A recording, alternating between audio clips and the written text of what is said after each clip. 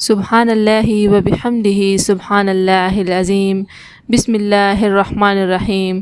السلام علیکم دوستو، آج ہماری ویڈیو کا ٹاپک ہے نیک اور صالح بیوی اور نیک بخت اولاد کے لیے بہترین عمل۔ آپ اس عمل اور وظیفے کو گھر میں خوشحالی لانے کے لیے، گھر کے ماحول کو خوشگوار بنانے کے لیے، گھر کی خیر و عافیت کے لیے، گھر میں خیر و بھلائی پیدا کرنے کے لیے یا گھر کو جنت بنانے کے لیے بھی یہ وظیفہ کر سکتے ہیں۔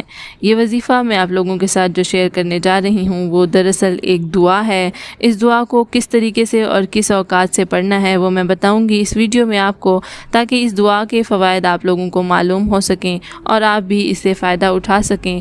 فائدہ اٹھانے کے بعد آپ اپنے دوستوں اور اپنے قریبی رشتہ داروں میں بھی یہ وظیفے شیئر کیا کریں، تاکہ جو چیز آپ کو فائدہ دیتی ہے اس سے دوسرے بھی فائدہ اٹھا سکیں۔ وظیفہ کچھ اس طرح سے کرنا ہے کہ یہ دعا جو میں آپ کو پڑھ کر سنا رہی ہوں، ربنا حب لنا من ازواجنا وذریاتنا قرۃ اعین واجعلنا للمتقین اماما۔ دعا دوبارہ سن لیں، ربنا حب لنا من ازواجنا وذریاتنا قرۃ اعین واجعلنا للمتقین اماما۔ جب بھی وظیفہ یا دعا پڑھیں تو اس کے اعراب، اس کی طرز، اس کو بالکل ٹھیک پڑھنا چاہیے، کیونکہ زبر زیر سے معنی بدل جاتے ہیں۔ تو کوشش کیا کریں کہ جو بھی ورڈ اور جو بھی آیت اور جو بھی وظیفہ دیا گیا ہے اس کو سیم اسی طرح سے پڑھیں، تاکہ جس مقصد کے لیے آپ پڑھ رہے ہیں اس مقصد میں آپ کو کامیابی ضرور ملے۔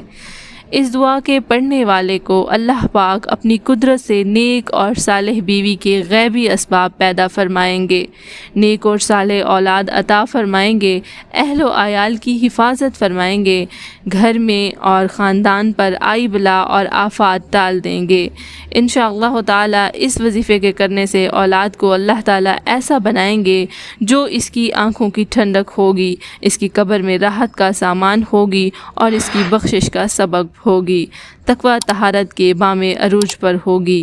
اس وظیفے کے کرنے سے آپ لوگ گھروں میں خوشحالی بھی پیدا کر سکتے ہیں۔ اللہ کریم اپنے حبیب کے صدقے آپ سب کے لیے آسانیاں فرمائے۔ ہمیں اپنی دعاؤں میں یاد رکھیے گا۔ اس طرح کی مزید اسلامک ویڈیوز دیکھنے کے لیے ہمارے چینل کے ساتھ جڑے رہیں۔